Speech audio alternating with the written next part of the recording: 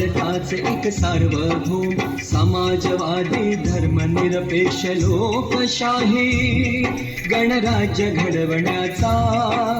त्याच्या सर्व नागरिकांस सामाजिक आर्थिक व राजनैतिक न्याय विचार अभिव्यक्ती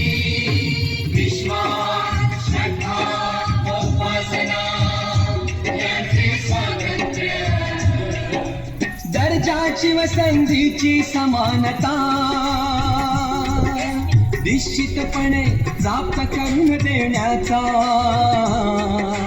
आणि त्या सर्वांमध्ये व्यक्तीची प्रतिष्ठा व राष्ट्राची एकता आणि एकात्मता यांचे आश्वासन देणारी बंधुता प्रवर्धित करण्याचा संकल्पपूर्वक निर्धार करून